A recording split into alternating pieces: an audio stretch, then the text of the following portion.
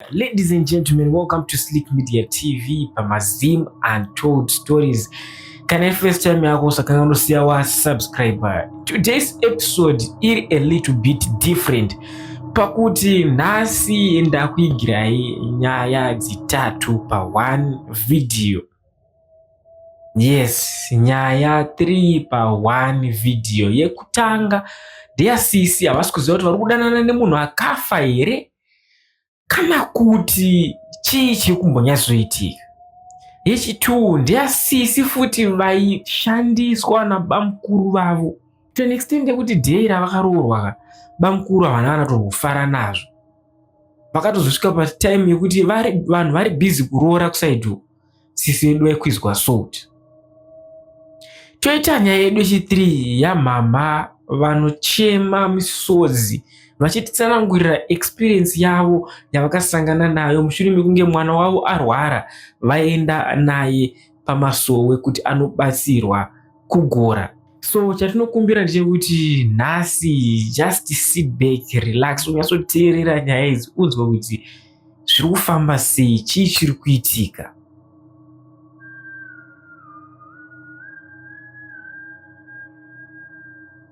Ndogara kuruwa ndakarwara nemusoro. Ndakatongotanga kunzwa musoro wangu kutema, ndaitobva mutauni ndiri mukombi. Ndangotanga kunzwa kupera simba, ndatanga kunzwa musoro uchitema.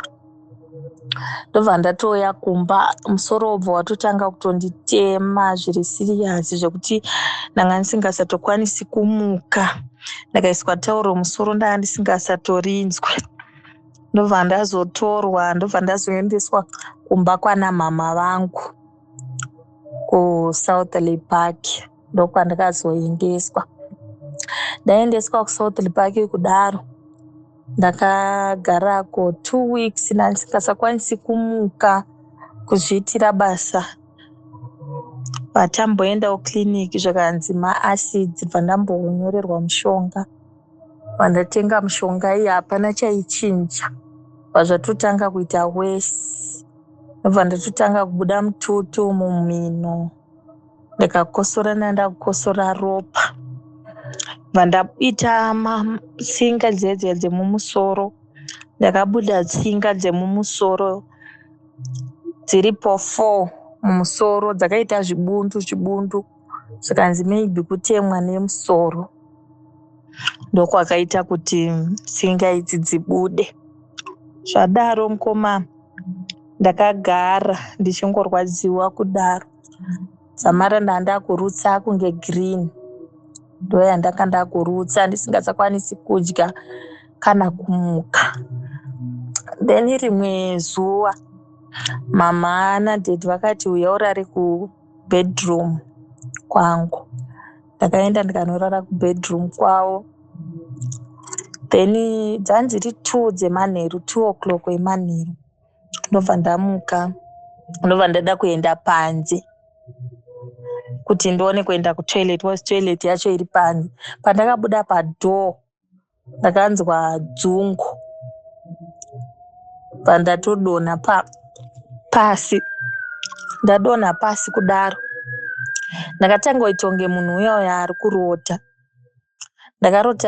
Ndairota mumwe murume murefu mutsvuku. Murume uyu achiti uya ndikunamatiri, uya ndikuyeresi, akapfeka magemenzi, but ainditi uri mukadzi wangu, ini ndoda kuyeresa mukadzi wangu, uri mukadzi wangu. Saka ana mama wangu vakundidedza, vachindidedza zvokuti vaindizunungutsa semunhu anga adonha.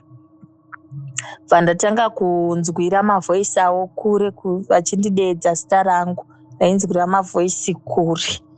Ndobva ndamuka. Ndichimuka kudaro nzeve dzangu dzadzavhara, ndakanzwa kuti kuvhurika zvokuti pasaidi penzeve pangu pachitori ndikatobata kudai ndotonzwa tumabhora tukanga twakavhara panzeve. Ndobva ndamuka ndobva ndaudza mama ndikati ndine munhu wandandichirota pana wanza wangu wadonha, hana yako yanga yakutoroyera kure, dzaiya dzanzatooma wanga watotonhora even makumbo. Ndakati zvakanzi bva vanditakura bva vandisamba ndozokwanisa kuenda kutoilet kuya.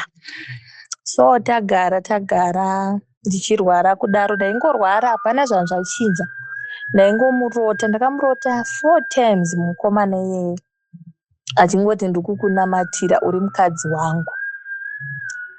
Then ndobva ndazoita zviri nani, ndakabva ndapora ndobva ndauya muna July iyeyo. Ndobva ndakauya musi wa5 July kudzoka kuno kukuruwa. So ndobva ndati ega ndimboenda unoona sisi wangu vanogara kumhiri, nindogara kumhiri. Ndapanjanji ndakudzoka kunobva kunoona sisi wangu. Kunze kwangu kusati kwanyatsosviba, asi kwangu kwakungosviba mbijana. Saka ndakanzwa murume achindideedza kumashure kwangu. Zvakanzi iwe bva ndaramba ndakanyarara. Obva andideedza nezita rangu chairo. Bva ndati pamwe handisi kunzwa. Murume uyoyo obva aswedera padhuze, obva asvika padhuze pandanga ndiri. Asvika kudaro akabva anditi makadii, ndikati tiripo. Ndikati maziva zita rangu sei? Zvakati ndinokuziva. Ndikati it's okay, munondizivira kupi? Zvakanzi ndokuziva chete, ndokuziva. Saka inini semunhu wechirume ndisati ndamutsa musoro kumutarisa kuti ndiani enge ndewekupi, kozi ndaitonyarawo zvekumutarisa. So takasvika patara pana Mutare Road, ndakuda kucrossa kuti ndiuye kunoku kumhiri kumba. Mota dzakabva dzawanda, saka takaramba takamira nemurume uya. So pandakamutarisa kudai, mota dzichidarika, malaitsi emota, pandaona murume uya wandairota. Ndakati panapa, ndobva ndati panapa tichatsikwa, mota dzacho hadzisi kudaita sei kupera. Ndipo paakati haumbotsikwe, ngurosi yangu inokuchengeta. Achidaro ndakabva ndamutarisa fesi, pandaona murume uyoyo wandakarota. Ndobva ndati imimi munogara kupi? Hana yangu yakabva yatanga kurova ipapo. Zvikazi kwandinogara unei nako iwewe? Ndikati ndinei nako nekuti ndine kwandakuzivai, ndozvandakaita. Zvakanzi kwaunondizivira ikoko ndikoko kwandogara, ndozvaakadaira. Saka takabva tayambuka patara paya tese. Tayambuka akabva ati ngandikutengere viswe. Ndikati handisi kuda viswe. Zvakanzi rega ndikutengere. Ndikati handisi kuda viswe. Obva ati saka rega nditenge ndidya hangu inini. Obva atenga viswe rake. Batafamba. Zvikanzi wandiziva handiti. Ndikati ndine kwandinokuziva, handina kuda kubuda pachena kuti ndakamuroti. Ndakangoti ndine kwandinokuzivirai. Zvikanzi une kwaunondizivira? Ndikati zvikanzi handikoko kwaunondiziva. Pandati alright. So handinomupa nhamba dzangu. Munhu uya murume uya ndagumba kuma9 obva aisa message. Zvikanzi ndikati ndiani? Zvikanzi ndini uya wasangana naye. Ndikati nhamba dzangu madziwana kupi? Zvakanzi nhamba dzako ndagara ndanga ndinadzo. Ndikati manga munadzo? Zvakanzi ndanga ndinadzo. Ndakati alright. Patangotaura kuti uri mukadzi wangu, ndozvaakataura kuti uri mukadzi wangu, ndotokuda, da kutokuroora. Nyange ukaramba zvako asi utori mukadzi wangu, iwe ndiwe mukadzi wangu wandoda kutorora. Ndikati munogoti ndiri mukadzi wenyu sei? Inini handikuzivei, enge kwamunogara handikuzivi. Yanzi utori mukadzi wangu. Ndikati saka takambopikisana tichipesana, bva ndatega ndiblock. Ndobva ndabloka nhamba dzedzi. Bva anditanga futi nedzimwe after 3 days. Zvikanzi ndikati zvikanzi ndikati ndiani? Zvikanzi ndini Dylan uyoyo wakaona musuya. Ndikati muri kudei mukungoramba muchinditsvaga. Zvikanzi it's okay, ndichakutsvaki. Ndikati alright. Then akagara unge 2 days asinganditsvaki. Obva azofona kuma-12, akafona 12 o'clock dzemanheru. Obva ndati halo, ndakadairira kuhope. Zvikanzi kasi wakarara? Ndikati ndakarara. Kwemimi muri kufona time dzinodzi kwakanaka here? Zvikanzi kwakanaka. Ndati ndinzwa kuti mukadzi wangu ari sei. Ndakati inini handisi mukadzi wenyu, taurai zvimwe, kwete kuti ndiri mukadzi wenyu. Zvikanzi uri mukadzi wangu kana uchida. Ndikati inini ndiri kutoona kunge imimi muri kutotumwa naSatani, ndozvandakaita. Zvikanzi kana ndiri kutumwa naSatani, enda kumaprofita unonzwa kuti ndiri ani. Hanzi we are connected by God, ndozvaakataura kuti takakonektwa naMwari, hapana anotombotipesanisa. Famba kwese kwaunoda uzozviona, unotondida iwewe. Ndikati inini ndokudai. Zvikanzi iwewe ndiwe munhu anotondida. Ndikati inini handikudei, nganditombokuziveyi. Bva ati alright, good night, urare ball. Bva akata foni iya, bva ndabhuloka nhamba dziya. Obva anditanga futi nedzimwe dzaakanditanga nadzo. Zvikanzi ndini Dhilani. Ndiwe Dhilani? Zvikanzi ndikati kwasei muri kungoramba muchingonditanga nedzimwe nhamba? Zvikanzi ndati ndikutange neidzi, nhasi ndiri kuuya ikoko, ndiri kuyozorara ikoko, ndichakufonera. Ndoya na12, ndokufonera na12. Ndakati ndichaona kaakufona achiti ada kuuya. Bva ndabatwa nehope. Ndarara ndakarota achiuya, but kuuya kwaakaita akapwanya madhoo epamba achipinda. Bva ndamuti kwewe uri kupwanyirei madhoo kuhope uko? Uri kupwanyirei madhoo uchipinda? Zvikanzi ndatonyara, dai baba wako vane mari daitonyatsa kupwanya ese. Obva apinda mumba muya. Obva atondibata kutorara neni zvekutondimbunyikidza kuhope kuyakwe. Mangwana makuseni bva afona. Zvikanzi wakasara bhoo here? Akafona kuma9. Zvikanzi wakasara bhoo here? Ndakafamba mushe. Ndakati kwaiwe wakauya here? Ini ndokurota. Wonditi hanzi wakauya. Handidi kuona futi uchindifonera pafoni pangu, enga handichadi kukurota. Siyana neni, handina dzinza newe. Zvikanzi handisiyane newe, iwewe ndiwe wanditori naye kusvika amen. Handimbokusiyi, ndichatoramba ndinewe, handimbofi ndakakusiya. Saka mukomana uyu ari kungondinetsa. Handichazwisisi kuti vanhu vese vandaimboratidza mameseji andaitaura naye vaiti munhu uyu si munhu musvinu. Ndakamboenda kwandakaenda kunobatsirwa. Kumwe kwacho ndakanzi mukumutsirwa vanhu vakafa, munhu akafa asi munhu mupenyu. Kumwe kwacho ndakanzi hapana chatiri kuona chakaipa pamusoro pake.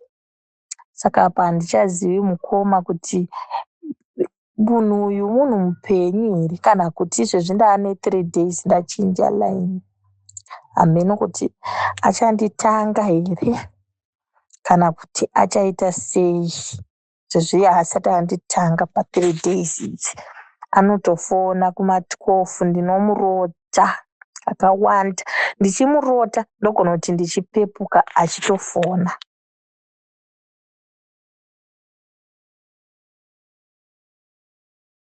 Greetings, Mukoma. I hope that you are well. My story goes like this. I'm a lady of 35, but nyaya yangu yakatanga ndichitokura ndichiri mudiki. Ndiri mudiki ndandiri munhu anga akangwara, ndaigona kuchikoro. So zvakatanga pakuti ndine mukoma wababa vangu wandairota. Mukoma ava ndeve kumbai kwamainini like asekuru vanga vane vakadzi vaviri. So isusu takati kuimba diki. So munongozviziva kuti pane barika kuwirirana kwacho kunenge kuchinetsa pakati pefamily iyoyo. So baba mukuru vangu inini, in fact family yavo vaingova vanhu vaive vekuti vanhu vaingozvita vanhu vakango like ndo vari vakabudikira mufamily iyoyo, zvekuti taititi kana tisina kana zvokupfeka taitongoendawo kumba kwavo ikoko tinowana zvokupfeka. Maiguru vainga vari cross border, ndokwavaiuya vakatsigira mazitye. Zvimwe zvinhu zvizhinji takatozvisivira kumba kwavo like kuona TV, kupfekawo mazitye, takatozvionerawo kumba kwavo. Kune mamwe mazepi akambinge achitopa makore iwawo ainzi madhoingi, takatomazivirawo kumba kwavo. Kumba kwokuti kwaingogara kuri overcrowded nevanhu, because ndokune masofa ndokwataiona zvese. So back to my story. Ndaigara ndichirota baba mukuru ava vachingoita zvinhu zviri weird. Baba mukuru havana nyaya newemasikati, asi chaindinetsa ndechekuti ndaizoita nyaya navo manheru ndichitovatuma kuti baba mukuru kana maenda kumashops munonditengerawo mabiscuits, munonditengerawo this and that. Ndichirota kuhope. Uri mwana mudiki kaona chaunenge uchingofungidzira, unenge uchingoti ihope. So zvakaramba zvichingoitika sekudaro. And then I end up ndakurota ndichirara nevarume like hanzvadzi dzangu. I was very young, like my grade 3, grade 4. So ndakanga ndiri munhu wekuti ndakanga ndakutoenjoya kurara, kuziva kuti kune hobby inoitika kana ndakarara. And then zvadaro zvinhu zvokuti ndaisakwanisiwo kudzoka navabereki ndizoti zvakashata. Munhu anga akutofarira kukurumidza kurara kuti pane zvinoitika kana ndakarara. But kana zvatoitika saizvozvo ndakutofuma ndakaita weti mumablankets. Zvakaitika izvozvo kusvika ndaenda kusekondari. And ndiri munhu wekuti ndakazenge ndaa munhu wekuti ndaisagamuchirwa chero ndikasvika panzvimbo. Ndaigona kudzingwa kunzi webva pano, ukabiwa kana mari mukilasi, ndindaingonongedzerwa, zvakawanda zvaingoitika. Ndanda munhu wekuti anga akungosarudzwa mukukura. So zvadaro ndatanga kurota ndichirara nevarume kudaro. Ndakatanga kuita mapundu kunhongo yangu, kusikarudzi yangu. Mapundu aya aitoshamisa, like inoitwa kunge rashi so. Yaitobuda kusaso. Then paunenge wakudawo kana kuzvibatsira kana kuita weti yaitoita seinondipisa. Ndakaenda kuzvipatara zvakasiyana siyana, handina kuwana kana rubatsiro. Ndaingopiwawo mapirizi. Pamwe pacho manesi aitopedzera kutondituka kuti iwe wauda kutopedza treatment yevanhu vakazvitakura. Uchiwa unozvitakura, takutesta matesti ese hauna kana chirwere. So zvinhu zvakandinetsa kuti what is really going on in my life. So ndakazoti ndichiwacha kurikova nemasisters angu, one aigara kuSouth Africa, one akanga ariko kuZimbabwe achigara kuHarare. Saka takazenge tasangana. Sisi wavo mbebva varutangototaurawo nyaya yavo, vakati unoziva kuti inini ndine problem yekuti ndinobuda rashi chichi kuzasi chichi. Uyo wekuSouth Africa mbatoti chero neniwo ndozvandiita, of which ine ndiyo problem yandandinayo. Tese mbatatongona kuti tine same problem. And kana zviri zvirwere munhu haungamboita zvirwere, hamungabva maita zvirwere kamese muri 3 same time. So ndakura ndakaitawo boyfriend. Ndaita boyfriend ndobva yandimitisa.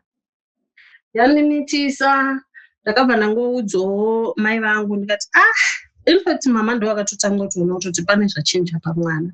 Ndobva vandibvunza because boyfriend vaiziva kuti takatoita engagement. Ndobva vandibvunza kuti akamborara newe, ndikati ndakarara naye. Ndobva vatozvidiscover kuti patoo nenhumba. Ndobva vakanoudza mai vemurume. Ndobva murume angoudzwa mba atongoti rega nditi sei, rega nditongoroora.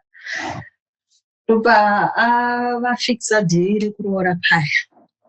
So chakandinetsa nchekuti musi wandaroorwa vabankuru vangu vaya vandaigara ndichirota ndakazozvidiscover kuti vanga vasipo pane vamwe. Takatumwa mabhodho kumba kwamaiguru kuya kuti mapoto haasi kukwana ende munotsvaga mapoto kwamaiguru.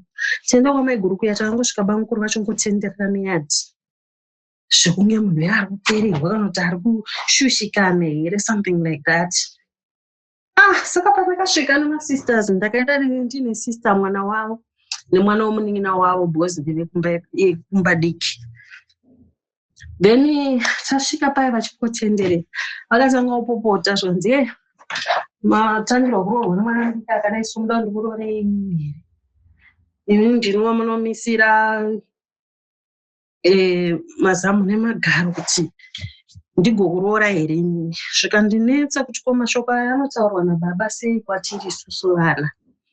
Amba tangoenderera mberi nekutora mabhodho aya. And then pakunzi pakubviswa mari pakuita sei. Ndakangonzwa chireve chakasvika chakandikwidibira. Ndaingoona vanhu vari upside down. Ndotoona saidhi rangu rese raoma.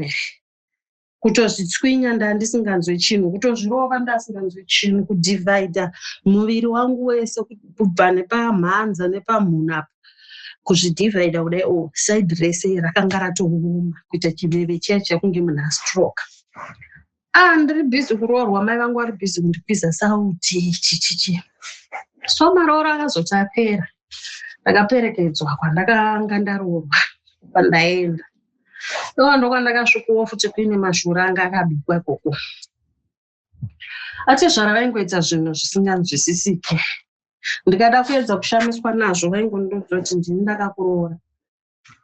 Wakaroorwa zvako nomwana wangu but inini ndini ndakanga ndakuda. So unototanga wateerera inini zvandotaura. So zvinhu zvakandinetsa kuti kupamba apa chii. And then nyaya yekurota ndichirara nevarume haina kudii, haina kupera. Ndakatanga futi kurota ndine hanzvadzi dzangu, vana vahanzvadzi dzangu, ndiri kupi kumereji kuya. Ndine zvinhuwo zvandairota zvanga zviri weird, like ndaigona kuona kana mazinzvara kuhope akarembera mazinzvara. I was very young, I was 19. So ndaiti zvese zvandinenge ndarota ndaiudza amweni ndarota zvakati, amweni ndarota zvakati. Kuzosvikira pangoita misunderstanding ndane vana vaviri. Pangoita misunderstanding then vanhu vaibva vatondipandukira. Zvandambotaura pekutanga kuti ndanga ndangopomerwa kuzaita zvakati, papo ndakatonzi atuka atezvara adini ndisina kana kumbopera ndataura navo. Ndoba murume angonondisungira nevana vaviri up until today. So ndichizobva ikoko unongozoti vanhu kana munhu achinge asiyana nemurume zvisina tsarukano zvisinganzwisisike, munhu unotangawo kutsvaga kuti chii chakonzeresa. Ndakasvika ndikaudzwa kunzi waikudubura hari dzevanhu. Hari dzevanhu dzandaikudubura ndedzipi? Zvikanzi hapana kumbobuda nyoka here kana kamba pamusha pavo kanga uchiraramira. Of which zvakaitika izvozvozvo payadhi pakati pevillage chaipo chapa tingamboti taigara musango izvo. Pakatanga pabuda nyoka. Nyoka iyo yangoita seyabva nechekubedroom kwaamwene nachizvara ichiuya nekukicheni kwandakagara kakana uri muroora unongogara kakuseri kwedhogo mamisha. Then pakabva pasvikawo vamwe sekuru vakasvika vakati ko mudhara makagara musikaona here nyoka iyi? Ivo vatitonge vakatovarayirwa nenyoka iyi. Tikubuda panze tikuona nyoka, mbva vangotora chishamu chipfupfupi ndobva vairova nyoka iyo. Ropa rakabuda ipapo rakatondishamisawo neniwo bhozi. Ini ndaakorera mumusha hangu but handisati ndamboona nyoka ichirohwa ichibuda ropa zvekutodaro, tongozoti inongokuwara chete. But nyoka iyo yanga iri pfupi yange tinombonyanya kukura, but yakatobuda ropa ranga rakawanda. Tikati tazviona. Then pasina 3 days taona kamba futi mumadziro. Kamba iya yakangosvika, mhandatonzwa mudumbu panga pasina toilet taishandisa masango. Ndobva ndatoenda kusango paya ndichidzoka ndakasvika ati zvana kuti konai baba kamba yazodishwa ndazoendawo unosungirira mbudzi andauziva kuti yazoenda nekupi. Mafaira aya kutovhurwa kupi kuchechi kwandaenda kunobatsirwa kuyasvika ndoonawo yakaita sei yawakabvira kuti amwene vako vanga vakuti hatingakwikwidza zvatakaita kuti urorwe hazvisiri izvo zvawakuita panapa. Vangondiacusa ndobva ndatoenda ndobva ndanogara kumba kwedu. Pasina nguva ndakatanga kurwara nemusana. Matangiro akaita musana wangu changa chiri chiveve chaifamba nemuwest muguta kunge nyoka zvezvi. Musana uyauya ndakutotadza kusumuka, ndakutopfekedzwa hembe nevana, ndakutodini, ndakutotadza paya kuenda kuhospital kusvika TB yemabhonzo. Ndatopiwa treatment paya. Treatment iya yairwadza zvisingaiti. Nongoziva mapiritsi emabhonzo anenge achisecha pane bhonzo pese, but ndakanyatsoona kuti zviri kuitika panapa aya mapiritsi ndoanogona kutozondiuraya. Zvisinei ndakaita kosi yangu ndikapedza. Ndobva chirwere hachina kumira. But ndakatozosvika pakutorara pasi. Ndarara pasi ndaikwanisa kutorota guva rangu richicherwa. Paine vana vanenge vakatokomberedza guva iroro vachitotaura kuti uri kuona guva iri nderako. Hama dzese dzauri kuona dzirapa idzi ihama dzako dzakafa kare kare dzakatokumirira. So zvinhu zvakanga zvakundishungurudza because usiku ndaisarara but ndairara masikati. Chero pedzodzo ndaigona kudzorota masikati. Because usiku ndaiti ndikada kurara nesaidhi iri ndainzwa kunge ndiri kubayiwa nepfumo chairo chairo. Ndikada kurara na the other side kwaingoitika futi the same. Saka ndaizorara ndakaita kupfugama zvezvonge munhu ari kunamata. Usiku hwese ndakadaro but panga pasitorina kukodzera nenyaya yemarwadzo. Musana uyu kuita kunge ndakabereka dombo wairema. Ndichida kusumuka so ndaita kunge ndiri kutsimbirira ndiri kudzoka pasi. So ndo life yandakazongoraramawo. Kutofambawo hakuna kana chitauro chine musoro. Ndo life yandakanga ndakungorarama yekuti yekurwadziswa. So ivo hama dzangu idzodziya dzokwana bamukuru dzaitaurawo zvadzaitaura yakazodai ndo vanhu vakanga vari first people kuspread bad news about me. Akadana nemurume womunhu ndosaka akazonzwai, akadana nemurume womunhu ndosaka akazonzwai. So ndakatanga kuita futi imwe problem yekuti vanhukadzi tinobuda madischarge. Madischarge yainhuhwa kunge bhutsu dziya kunonzi kuita sei dzagara dzingopfekwa dzisingawatyi dzisingaite sei. Ndaenda kuchipatara handina help yandinonowana. Then mandatraya kupindawo musecond marriage. Ndapinda musecond marriage mba ndanoita matwins. But ndangoti ndikangonetsana nemurume kanyaya kadiki amhanyira kumba kwedu kunoripota. Tikangonetsana naye diki ndaigona roho kunge ndichafa kunge nyoka yapinda mumba. Ndikati ndazvitadza izvi ndakudzokera kupi? Ndakudzokera kumba kwedu. Ndadzokera kumba kwedu ndakagara. Musana wakazongoitawo nani zvokuti ndakukwanisa kufamba, ndakukwanisa kuita sei, but handingati urwere hwakaita sei, urwere hwakapera. Then baba vavana vaya hambazoda kuedza kudzoka kumba kwana bamukuru kuya futi. Ndobva vadzoka, ndobva vatanga kumuudza kuti aiwa uyu akamudanana ningi unomudisiyana naye. Ini lese vanhu ava ifamily yangu but vanenge vakutokuchera nekuseri. Anyways, ndakabva ndangosiyana nazvo. And the other thing chakuitika manje ndechekuti ndiri munhu wekuti ndanda kufarira kufamba usiku. Ndichifamba usiku ndiri munhu futi aifarira ndandangoita zvezvo zvekutonge mombe yemashango kuti ndadanana neuyu ndasiyana naye ndadanana neuyu kutonge munhu uyoyo akagarwa like and ndikasangana nemurume kana mukombi kana kupi ndikamubvunza kuti une mukadzi here akati handina ndotomudza kuti saka tasangana tese masingu ngatidanane munhu iye anogona kuva interested otondida totodanana ndikangorara naye handichadi kumuona zvinhu zvakaitika makore akati one day I think from 2012 kusvika kuma 2022 ndo life yandanda kungorarama unge mombe mashanga baba vangu vakanditsiura ndaitonzwa kuti panapa mudhara ndikamisidzana naye panapa azvimire zvakanaka akangonditsiura chete ndaitonorara ndakuHarare ndaitonorara ndava Samuel and kwandainorara ndichitobva pamba ndasingazivi kuti ndikunorarira kupi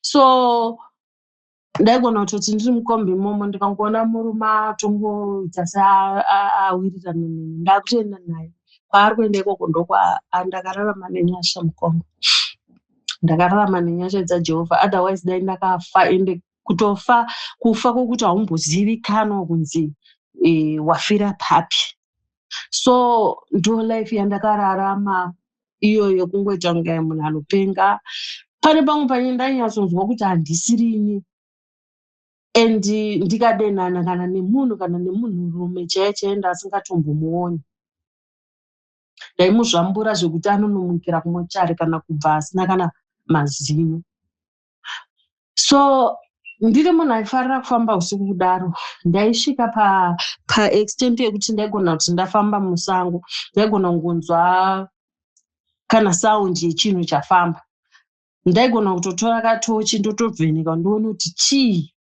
ende panguva yacho ndichitonzwa kunge ndisirini kana ndifamba usiku then pandozosvika kuomba ndozonzwa kunge ndabengenuka manjeka ndochitanga kufunga kuti asi inini dai ndaona iri nyoka or something chinhu chiri dangerous ndaizoita sei but andaizongozviignowa ndichitongoti chikamu chadarika but zvinhu zvaitondinetsa kuti kunyange dai baba vangu vakanditsiura ndaitovaona kunge mwana mudiki kwandiri zvekuti ndaitonzwa ndida kutorwisana nayo ndakararama life iyoyo yokungoita kunge benzi then 2021 pandauya kunoko kuSouth Africa ndauya South Africa ndakagarisana nasisi wangu ndofunga zve1 month ndo akandiunza kunoko kuCape Town ndabva Cape Town mandabva ndaenda kuEast London kwakune vamwe vazukuru vakanditi uya utsvage basa kunoko mandabva ndaenda pachinhu chainetsa ndechokuti ndikasvika panzvimbo ndaisagamuchirika waipedzera wangopomerwa mhosva dzimwe dzausina kuita zvokuti vazukuru vandagara navo 1 week but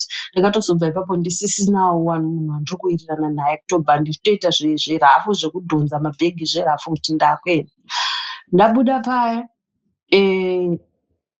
ndaenda kuPort Elizabeth ndokwandakazombonoti shande but waingoona kutoti njuga dziri kurema ndabva ikoko ndadzokera futi kuCape Town ndasvika ikoko ndakatadza kugarisana nasisi wangu wati zvituwo ndini ini ndechizvituwo ndini neoko tatadza kugarisana mumba ndakauya kuno kuJoburg vasingazvizivi kuno kuJoburg ndokwandagara from 2022 up until now so nyaya yakazoitika manje ndeyekuti ndakatanga kunzwa kuremerwa miri wangu nemarwadzo zvese zvakasangana zvekuti ndainyatsonzwa kuti panapa ndinogona kungodonha ndikafa then ndachitanga kufunga manje kuti but life yandiri kurarama is this life nhasi ndirapa mangwana ndirapa ndakuchonge ndabengenuka manje paya kwakubva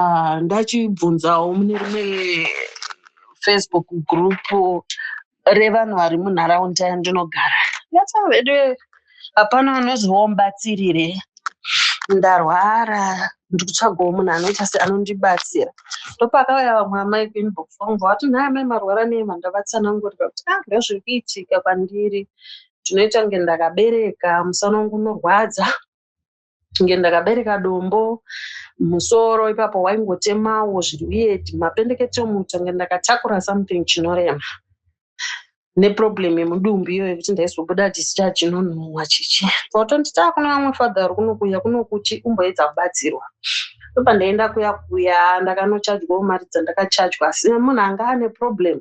Ndakangotiwo arega ndingoenda. Baba vavo vakandibvisa zvinhu 9 mumuviri mangu, 9 zvinhu zvekuti ndakazvitarisa so ndikambofunga kuti pamwe ndakuda kufa here. But zvisinei vakandibvisa havo zvinhu izvo, ndikatonzwawo change pamuviri pangu. But maproblems haana kundiperera like ndanda kuti ndikatsvaga basa ndaiona ngotsvagirwa mhosva ndisati ndabhadharwa. Ndakararama life yekuti yakandirwadza. Ndakanga ndakutofungawo kuti dai ndaenda zvangu kunana munenja ndakumbira ndangoendeswa kumba. So kungoti kumba kwacho ndakasiya vabereki vaine vana ina ndachandinacho handakana chandiri kutumira kuvana. Wozongoti rega ndingogara pamwe zvichachinja. Then ndobva ndawana imwe boyfriend yandinayo nanhasi muvhenda womuno muSouth Africa. Ndichitanga kusangana naye, in fact before him kune vamwe vanhu vakanga vaine will yekutondibatsirawo kuti maybe tikaona something togona kukubatsirawo uwane utenge hwehuku mumba chichi. Munhu yaiti akangondipromisa chete basa rake rinobva ratopera pamwe asati atombopiwa pay yake.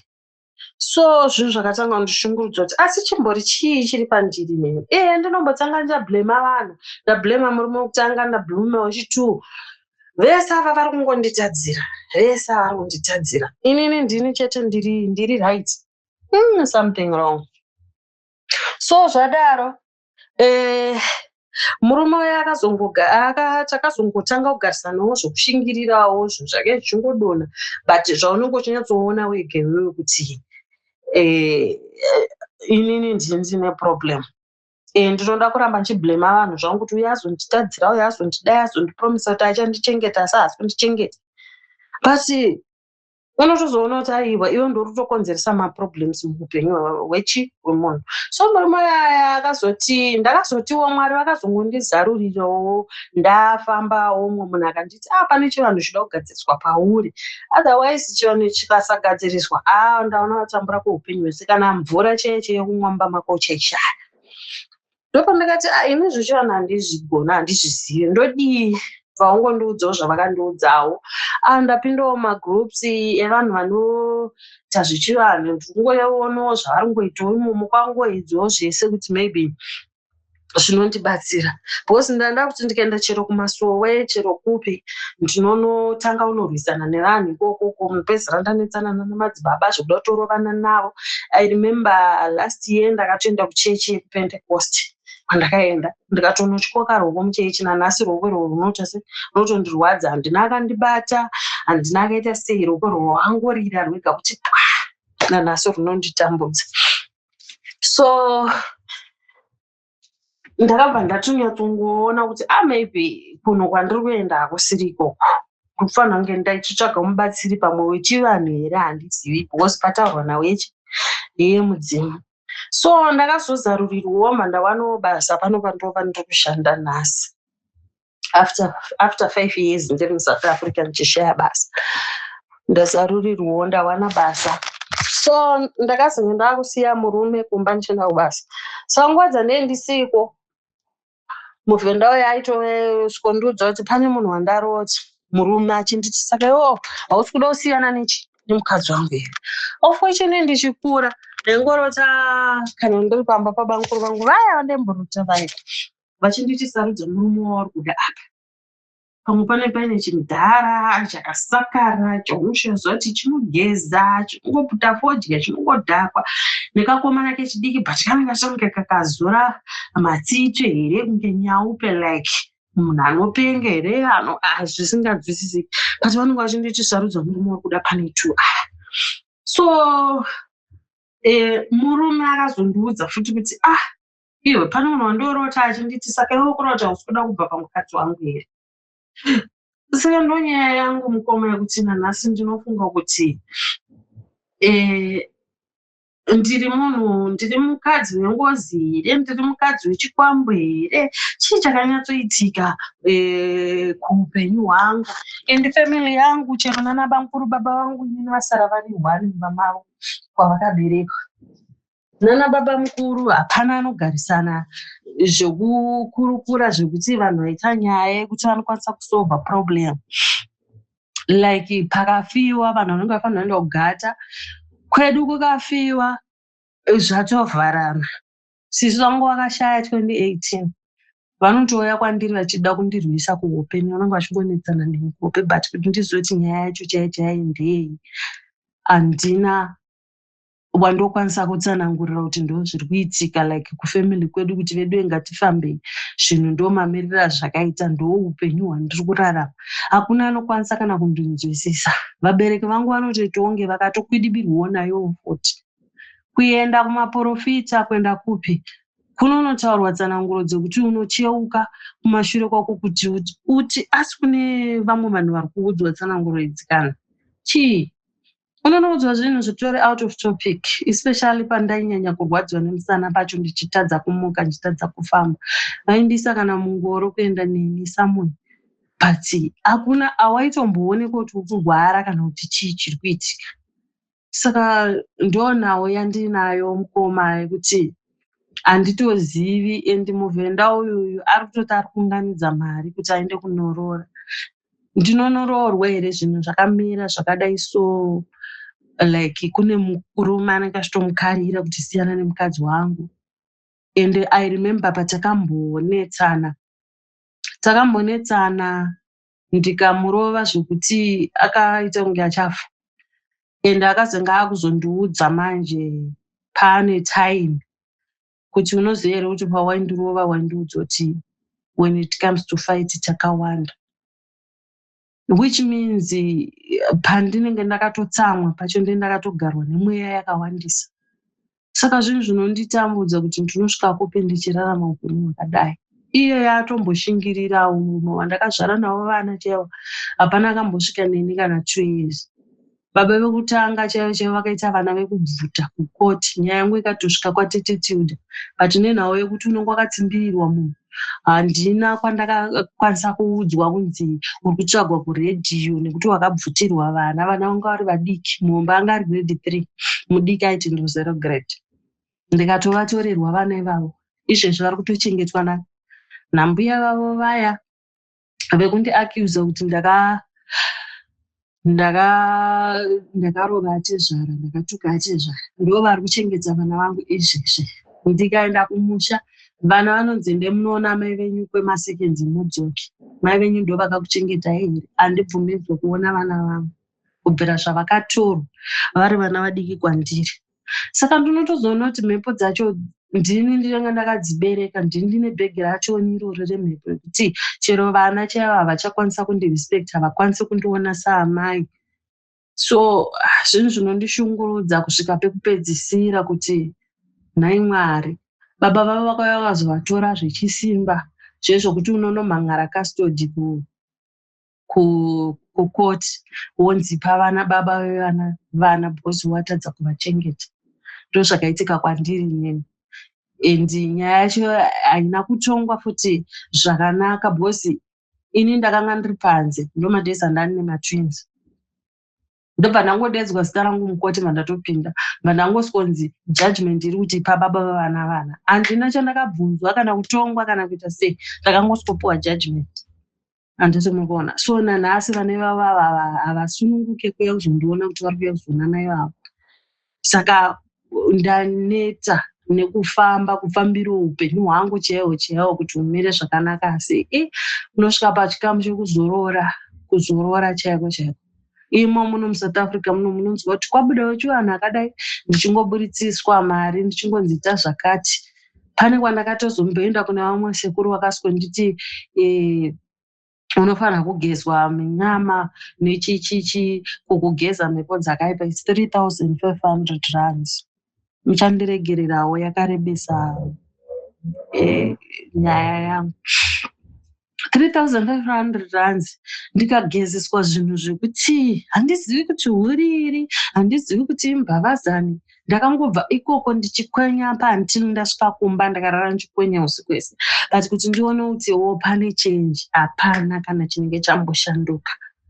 Saka ndo nyaya yangu mukoma, ameno mhuri yeZimbabwe ikanzwawo nyaya yangu kuti kune vanokwanisawo here kundipawo maideas kuti kana nhau ichinge yakadai zvinofambiswa sei. Mhuri haisi kuwirirana kuti nditi bhosi pandinofamba ndinogona kunzwa kunzi pane nhau yechivanhu. Nhau yechivanhu haisi yako wega kana kuri kunzi mudzimu. Mudzimu unenge wakutoda kutoti muungane mese mugare pasi mutaure kuti ndo nhau iripo moona kuti moigadzirisa sei. But mhuri yekwangu haina kubatana. Kana banguro anongoitawo zvavo aitawo dambudziko rimba make anenge atongozvifambira achingoenda uko. Ende nhau inondinetsa ndekuti pandinofamba hope dzandairota dziyanjirota mukoma wababa vangu ndakungonozviudzwawo futi mweya kuti ndo vanhu vari behind your back. So ndozviitawo sei.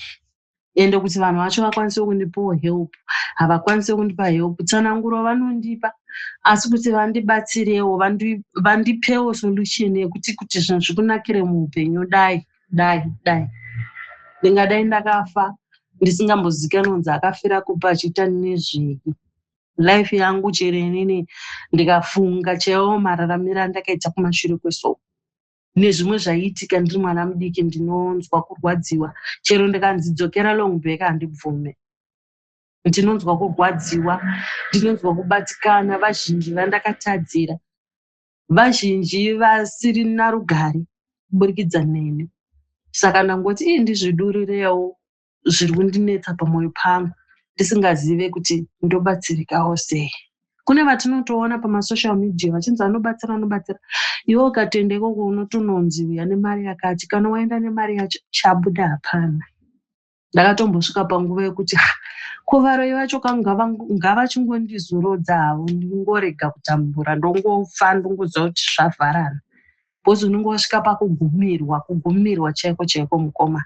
Ndinotenda nekundipawo mukana wokuti ndidurure zviri pamwoyo pangu nekuti ndinonzwa kurwadziwa, especially ndikafunga nhau yevana. Ndakadisrespecta vabereki vangu kakawanda nenyaya idzodzidza. Handizivi kuti mweya chaiwo wandakapfekedzwa. Ndine mweya womunhu wakafa here? Ndine varume vezvikwambo? Ndine mweya wengozi here? Handizivi. Murume wokutanga akanditukira vabereki paakanomhan'ara achitora vana kukoti. Iyewo matwins akanonditukira futi vabereki. So zvinhu zvinonditambudza kuti urimbori mweyai, ende mweya iwoyo unofolowa inini chete. Vamwe vese vemumhuri vemudzinza vagere zvakanaka kudzimba dzavo ende vanenge vakamirira kuseka. Ndiri munhu wokuti ndinogara ndichingosekwa ndichingonzi ndaita zvinonyadzisa. Saka zvinosvika pakundiremerawo neni. Ndinokumbira mundiregererewo nekore besa. Asi ndo nyaya yangu. Okay, pandataura kuti ndaigona kuchikoro apo. Ndaida kuzotaura kuti problem yandaiita ndeyekuti ndaiti ndikagona kuchikoro ndaita number 1 ndaita number 2 ndaitanga kusvika kumba kwabamukuru varakidza ripoti yangu. Mwana mudiki ka unenge une excitement yekuti vanhu vese vanofanira kuzviziva kuti ndapasa kuchikoro. So as time goes on ndakazozviona kuti vakanga vasiri kuzvifarira bhosi vavo vana chaivo vanga vari madofo. Saka ipapa pane munhu akatombondirotera hope achindiudza kuti iwewo pakukura kwako chienda kuchikoro pane munhu ari kunzi akakupa penzi mudzinza mako. Ini handichazviziva kuti andipa penzi ndiani, ndiri mudiki, zvakafamba sei. So andirotera munhu iyeye achinzi zvoni pane munhu akakupa penzi dzinza rako uchienda kuchikoro ndo pakafira dzoro yako. Bhosi ndakazosvika kumagrade 7 ndadhanda hedhi ndisina kana chandoziva. Form 1 to form 4 handina kana chandaiziva, kwaingova kungoperekedza vana kuchikoro. Zvandaitoona ndega kuti panapa kungoperekedza vana kuchikoro, handina chimwe chinhu chandakanga ndichamboziva. Saka pandataura nhau yekuti ndaiva munhu aigona kuchikoro ndo nhau yandaida kuti nditsanangure, nekuda kwekuti zvimwe zvinhu zvacho zvinenge zvakawandisa. Zvimwe zvacho unozosvika pakutozvikanganwa kuti utsanangure kuti zvakafamba zvakadai bhosi zvinenge zvakawandisa. And then ndakatoita course yeNSAID pandiri panapa ndakatoipasa 2019. But now kunzidzokera kana kupiwa murwere kunzi ita zvawakaita kuchikoro handakana chandoziya kana papa ndogona kutoudzwa chinhu nemunhu kuzofunga kuti murungu anditi chii paya handina chandee ndichiziva. Ndo imwe problem futi iri kuitika isingarapike kana kuchipatara. Iwo musana iwoyu neurwere ihwoyu ndanzwa nakwenda kuchipatara. Saturday chaenda anditorwa doctor. Kungobuda mari asi hauna kana chaunokwanisa kubatsirwa nacho. Kana uchiona kuti mishonga yandatengeswa inodhura iyi zvachinja, hapana. Saka zvakangooma mukoma, zvakangooma. Tinovimba kuti pamwe pachawanawo vanenge vaine maideas neruzivo rwekuti vangandibatsirawo kuti kana ishu yangu mamiriro yakaita ndingararamawo sei kuti zvinhu zvindifambirewo mukati meupenyu.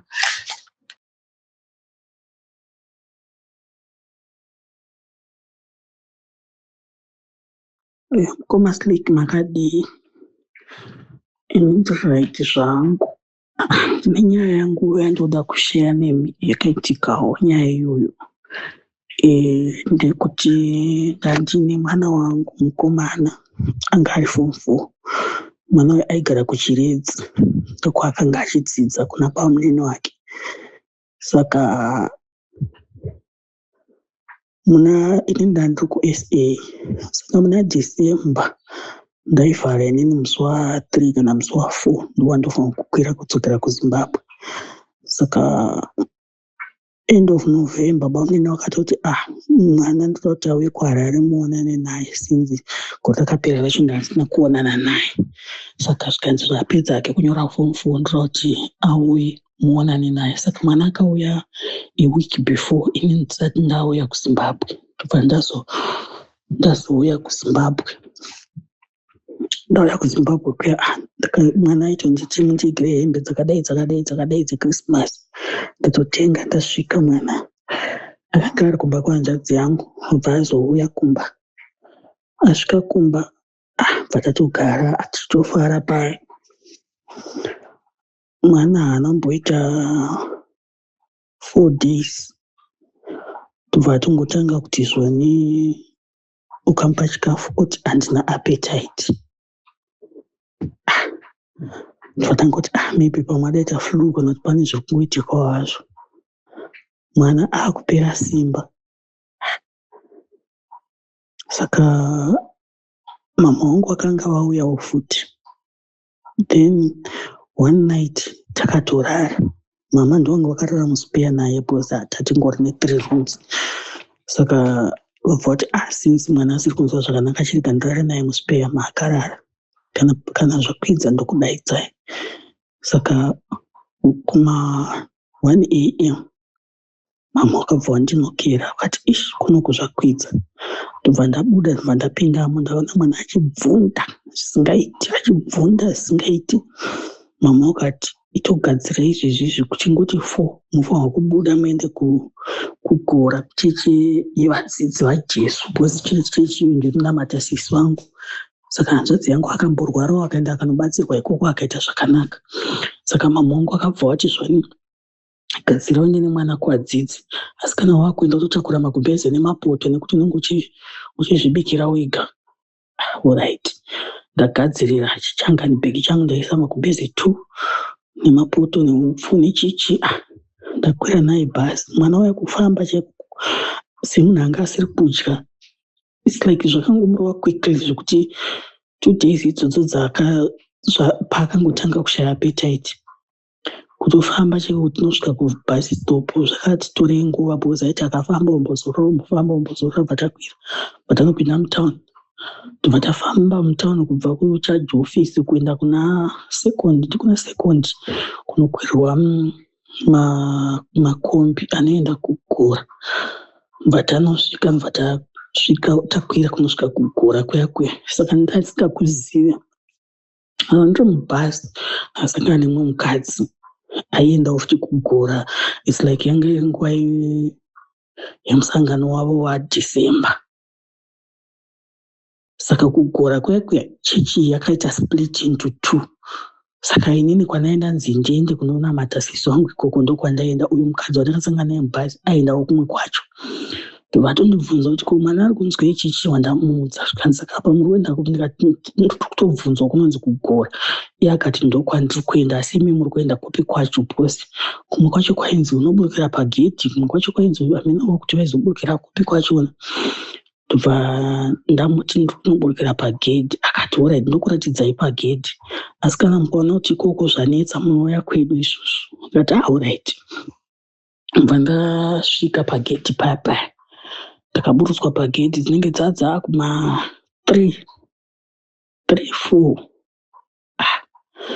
Pana ndakatsiga chichanganibhegi pamusoro, uku mwana haana simba, aiti kufamba akaita kundihaga kuti awane simba. Saka ndaita kuchichanganibhegi kumusoro, uku mwana akandihaga kuti awane simba rekufamba. Apa mwana anga akareba kundidarika, anga akareba. Vanhu vaya mapositori anga atoripo vachitongopesana, vamwe vachifamba mumashure mangu vari kumberi. Hakuna kana akamboti rikatibatsira amai ava nemwana wavo tifambe tisvike pamasowe. Hapana. Tasvika pamasowe paya tagara. Saka pane nzvimbo yekuti unonzi kana muri vaenzi masvika munosvika mogara ipapo kuitira kuti because pakaita kunge pachikoro pane maclassroom akavakwa kunge mablocks echikoro aya. Ndomune muchipiwa vanhu nzvimbo dzekuti ndomamunopinda nemabhegi enyu kuzviitira pakurara, ndomamunoenda muchinorara. Saka isusu takaenda chachiri china. Tasvika panze pamiti paya patakanzi togara vaenzi. Ndobva vazviona kuti pane vaenzi vada kuzopiwa nzvimbo dzekupinda. Hakuna akauya kuzotipa nzvimbo. Patagara, hakuna akauya kusvika dzatokuma. Mwana wangu anga angorara panze ipapo kusvika dzakuma 8. Ndobva ndakazoenda kwavari ndikati amudzidzi, inini ndine mwana akurwara, saka hatisati tapiwa pekuti tipinde, pekuti mwana agokwanisa kurara. Zvikanzi orait, kuuya dzokerai. Bva ndadzokera. Vamwe vandandinawo vese vanga vari vanhukadzi. Saka inini mwana wandandinaye mwana mukomana akanga atopedza, wanga ine 18 years. Saka vamwe vakadzi vandandinawo vakati isusu takungonozvipinza tega mumarooms. Inini manje ndikati inini manje ndine mwana mukomana, handizoziva kuti ndofanira kupinda naye here mumarumu mune vanhukadzi, because vakadzi vaenda kwavo, varume vaenda kwavo. Saka inini ndaifanira kutokudzwa kunzi iwe misi muine mwana mukomana munofanira kuenda uku, because kumarooms ikoko ndokwekuti vakadzi vakageza vanobva kuchinja vari kumarumu ikoko, vanozora mafuta vari kumarumu ikoko. Ndagara paya kusvika dzakuma 9 vanhu vakutoenda pazambara. Sinzi changa chiri china vakuenda pazambara. Hatina munhu, hakuna munhu akauya kuzotiratidza pekurara tingori panze paya. Mumwe mukadzi wandanga ndiinaye ndiye akazoti zvoni ngatingorarei panapa panze. Inini ndiri kurara pano panze, ndine tende but handina hangu mutende muri kupisa. Alright. Vatarara kusvika makuseni hatina kumbouya kuzoratidzwa kunzi pindai umu. Makuseni mandadzokera kwavari ndikati amudzidzi, ndakauya nezvuro, handina pekupinda nemwana, but ndakapa ripoti 2 times handina kupiwa pekupinda. Ndo pavakazouya bva vachipindai umu mubhuloku rakati. Ndobva ndapinda. Ndaswera. Saka kana iri time dzemunamato ndotora mwana ndienda naye pamunamato, ndichidzokera naye murumu. Akatozosvika bva zvanzi kuma 9 dzemakuseni mwana ngaenda anokweshwa maronda. Vanoita zvekukwesha maronda zvokuti vakati kana munhu akanzi ari kurwara, pane panzvimbo pakatovakwa pavanoti paDRC panokweshwa maronda, pakatovakwa nechisirabhu nechisimende, pane pachibuda ropa nemagararwa ipapo. Kana mwana apedza, anenge even vanhu vakuru, varume vakuru, vakadzi vakuru vanenge vachikweshwa ipapo. Kana apedza kuklina zvinhu zviya mwana akweshwa. Mandadzokera mubhuloku muya mwana abva arara. Dzakuma 11 dzeusiku mwana atanga kubvunda zvisingaite, zvekushika zvinhu nemakumbo ese aya. Ndobva vamwe vakadzi vandandinavo mushedhi vakati endai munomutsa caretaker. movaudza kuti ndozvakuitika. Ndikati keyatekano wacho anowanikwa kupi? Wandadhairitwa paimba yacho paaigara. Vamwe mukadzi anga ine mwana womucheche ati uye ndikuperekedzei, vandiperekedza kwakeyateka kwekwe. Patasvika kwakeyateka zvikanzi nakeyateka inini handizokwanisa kuuya, ende munoyambuka kumhiri uko kune mumwe akeyateka nzani uko zita rakataurwa handariziva. Nekumhiri ikoko munodaidza munodaidza anokwesha maronda, hanzi anokwesha maronda. Because uyu keyateka zvese zvinenge zvichiitika pamazuva vanhu vanofanira kumuripota kuna keyateka. Saka keyateka ndiye anofanira kuzouya okudze kuti itai isusu, atanga aona situation yacho kuti yakamira sei, but akaramba kumuka. Abva andidhairita kwaakanditi endai ikoko kune vanokwesha maronda. Ndasvika mushedhi mubhuloku matatiri mba ndaudza vanhu zvikanzi kwakeyateka kwacho kwamuri kunzi muende kure apa usiku ende munotoyambuka rukova.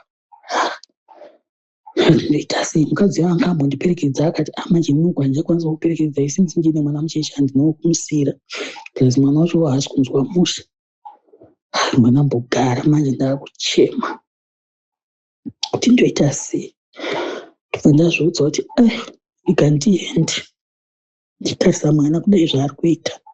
Ndikati rega ndiende, mandapiwa tochi nemumwe mukadzi. Apedza dzatoo kuma12 dzeusiku.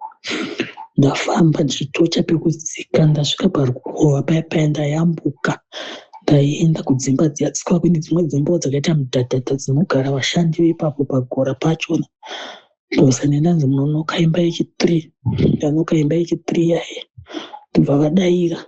Mandabvunza kuti ndimudzidzi chakati here, zvikanzi ndikati ndadirect kuona ndive ndikudaidzei, pane mwana wangu ari kurwara ada kukweshwa maronda.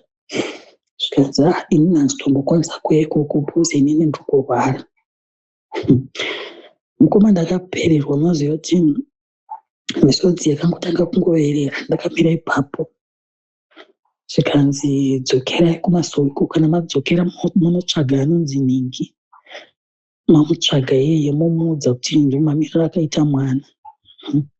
Ndakafamba rhodhi yese ndichichema. Svika ndanosvika mubhuloku muyamwe ndasvika, vanhu vakutobvunza kuti kozvadzii? Ndakachema zvokuti ndaenda kutotadza kutsanangurira vanhu. Ndikati varamba kuuya vati vari kurwara, vane umwe wavati ndiende kwaari.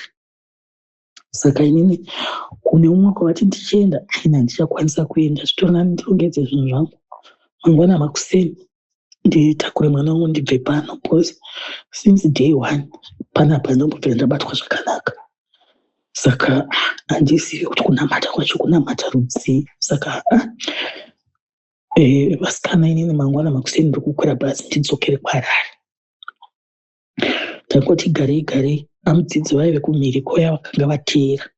Ndopa vakateera vakati zvone pana amai vabva kukumba kwangu vachindidaidza vari muno here. Ndikati ndiri muno. Zvikanzi uyai nemwana manaenda naye. Apa mwana haasi tombopona. Zvikanzi endai naye kuDRC kwaanokweshwa maronda. Manaenda naye mwana uya. Mwana akati mama ndongoramba ndingokweshwa maronda, hapana nazvo zviri kumbobatsira izvi, handeikumba. Ndobva ndangoti ingokweshwa mwanangu pamwe unoita zvakanaka. Abva akweshwa futi maronda pakake chituka akweshwa. Apedza kukweshwa tadzokera mubhuloku mwe. Abva asvika bva arara hope kusvika makuseni zvikanzi ngavaende kudziva. Pane kudziva kunonzi kuSinairo kunonodhiva vanhu ikoko, munhu wese anenge aripo anenge achinodhiva. Abva vadaidzira kuti munhu wese kuSinairo kunodhiva. Apa mwana uyu haachakwanisa kufamba, kamwana akuti akafamba pano neapapo omira. Kana kutoileti ndanda kuti kana akaenda kutoileti ambotanga achiti ndikana naye kutoileti ndomira padhoo, iyo pinda mukati oita zvaanenge achida kudzoka. Akapedzera akanga asingachagoni, anga kuti ndikaenda naye ndotopinda naye ndotomubatsiridza, ndotomukumura trousi ndotomubatsiridza. Saka ndafamba naye mwana kunosvika kuSinairo kuyakwe.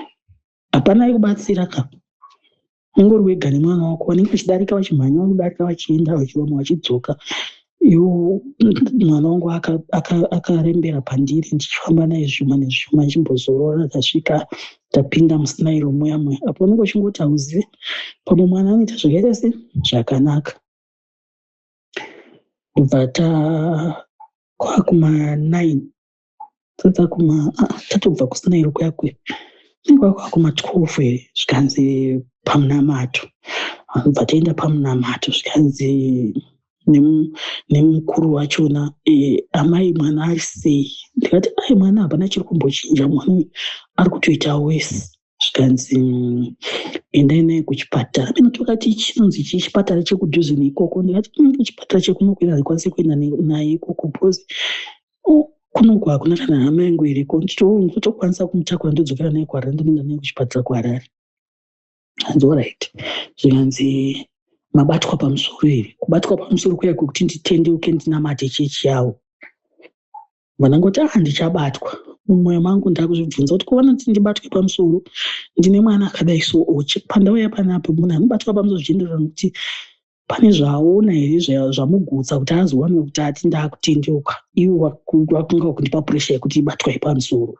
tikati andichazobatwa pandiodzoka wandatora mwana futi kunokwirwa kombi kuya kwakuine distance futi ndafamba naye vandanoti mwana kufamba kwacho kutonetsa vanoenda parodhi vandanomisa kombi ndikati ndokumbira kutakurwa mwana wangu ari apapo bva kombi yatena bva yauya bva tatakurwa bva taenda saka ini ndaitoti mwana nditanga tanosvika naye kumba sinzi ndisina mari because kugora kwacho ikoko ainzi tengai machira eredhi aya anenge aine zvipiyaniso tengai uchi tengai zvakati saka mari yandanayo yakanga yapera ndikati ndinotanga tasvika kumba kasvika kumba ndanotora mari then mangwana vakuseni ndozomukira naye kuhospital mwana akati mama ngatirege kutanga taenda kumba ngatitange taenda kuhospital ndikati manje handina mari ndikati alright ndobva ndaenda kuchitungwiza kuyakwe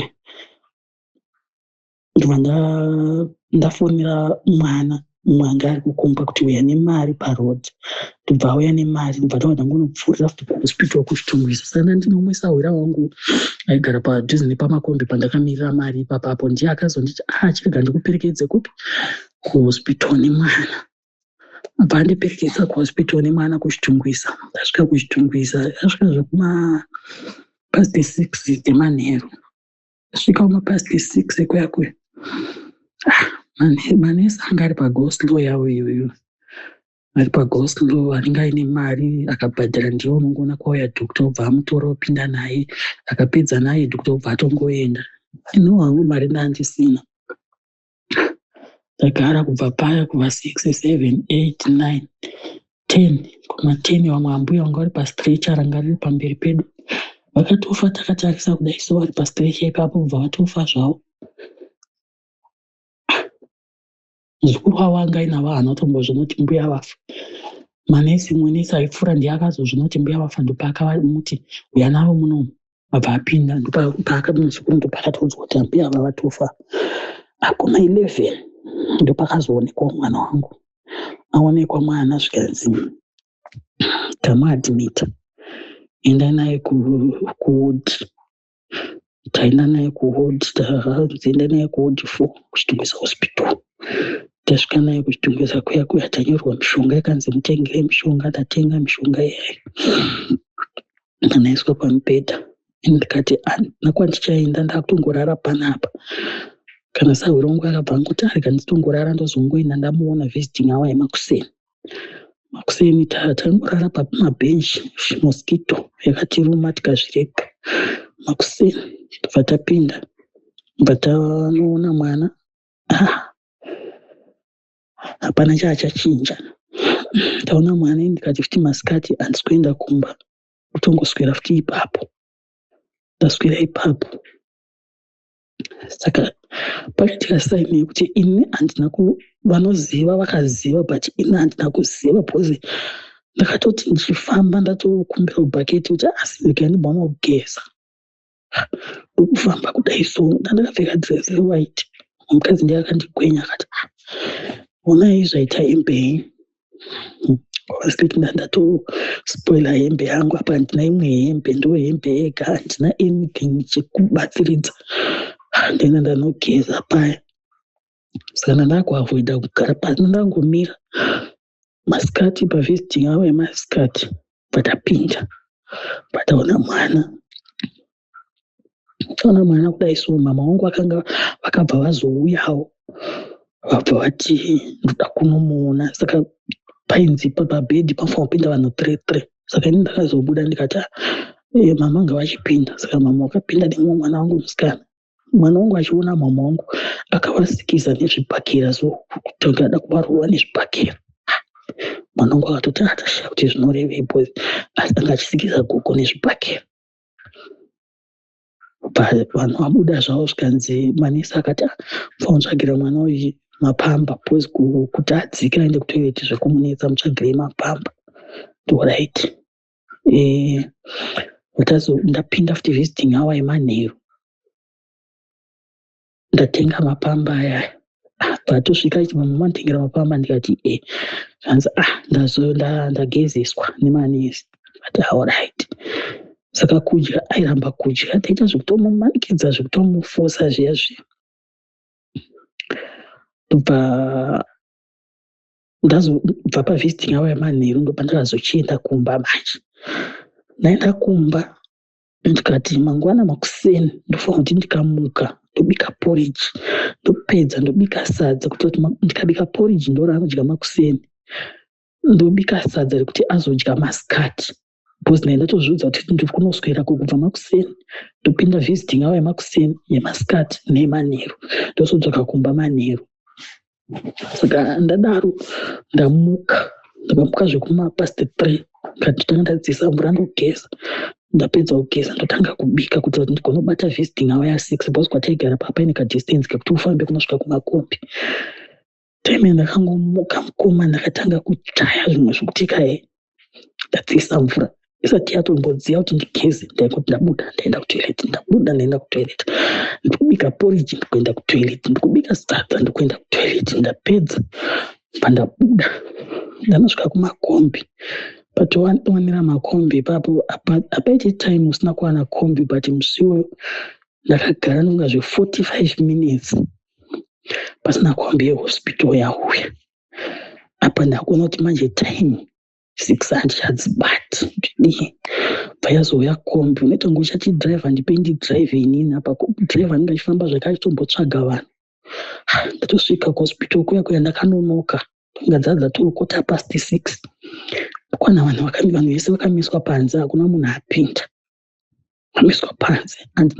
Handina wandakambobvunza kuti vanhu vamirirei. Ndakangosvika nechibhegi chine zvikafu chacho, ndangomira, ndamira ndamboita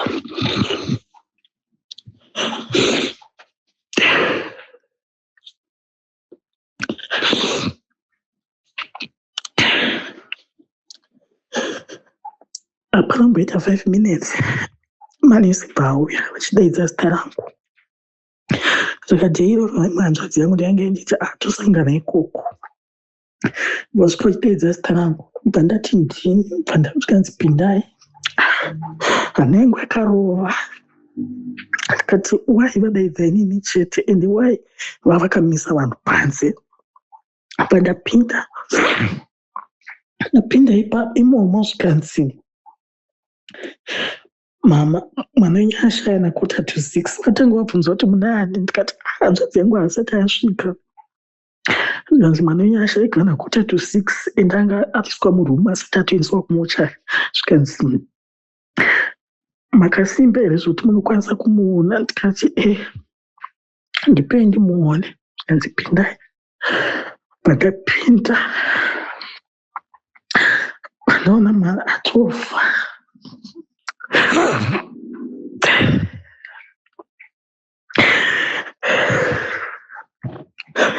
Pakaona mwana atofa mukoma.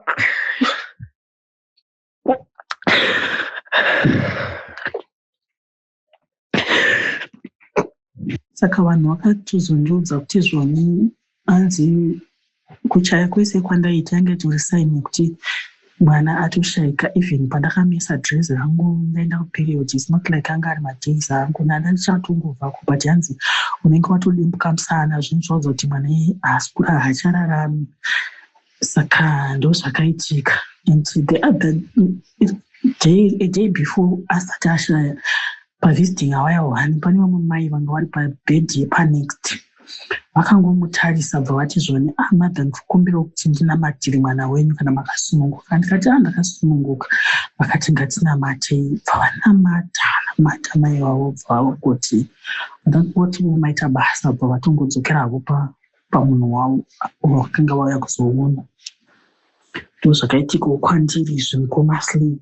Pamwe pacho panandasirira pekuti ndasvika kugora kuya patine vanhu muri panze makamirira kuti mukuru wacho adaidzire kuti vanhu vauye avairesa. Vanhu vese mune muchazotinhwa kumabhegi muchinzi endai kumunda. Madhezi acho yaDhisemba kwaidyarwa chibage.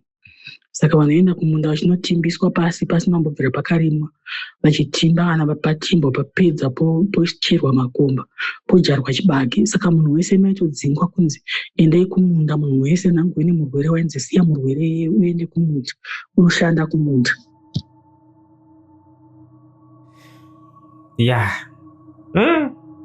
Zvakaoma kunze kwakatakura kurema.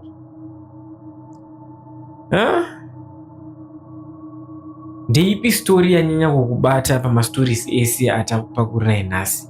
Mubva matiudzawo kuti what's your feedback? Mungadero tipote tichikupa 3 mastories pavidhiyo, kana kuti ma1 mastories ataiita AI ainge atoripo akadaro. Let me know what you think in the comment section. My name is Slick Neliko and this is Zim Untold Stories. Kune vasati vasubscribe vari kungoona vasati vasubscribe, ndonguva yacho guys, nokumbira kuti mubaye subscribe andika zvichitofamba zvakanaka, ndokuti support wamune muchiita. Saka kanganwa kulike futi nekushare to as many people as you can. But until next time, ko zvaza.